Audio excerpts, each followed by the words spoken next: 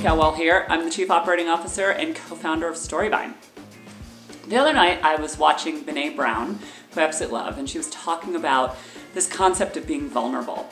And one of the things that's interesting is in the tech space where I am, we take risks.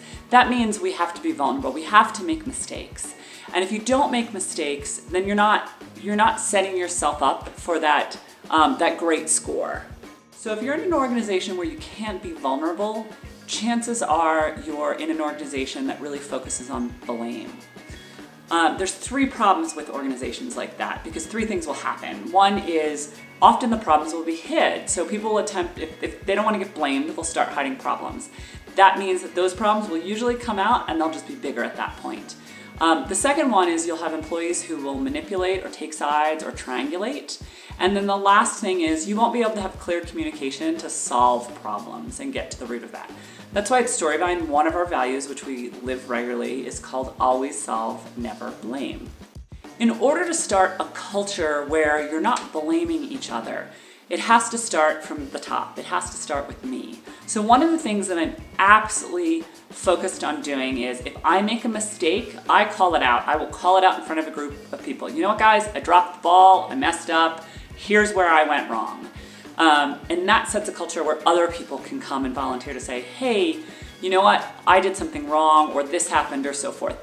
We are able to then do retrospectives where we talk about, is there a problem with communication? Is that why that thing got dropped? Is there a problem with the process?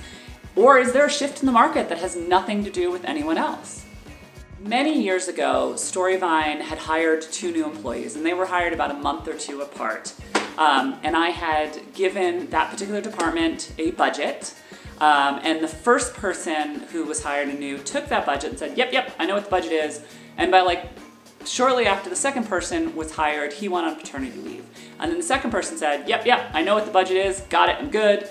And months later, we're into the project, and I suddenly am getting invoices, and the invoices are twice what we had budgeted for.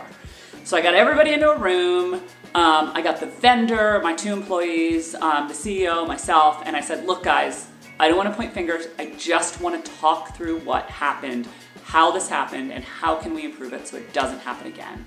And the vendor came up with some great suggestions, each of the 2 employees came up with some great suggestions.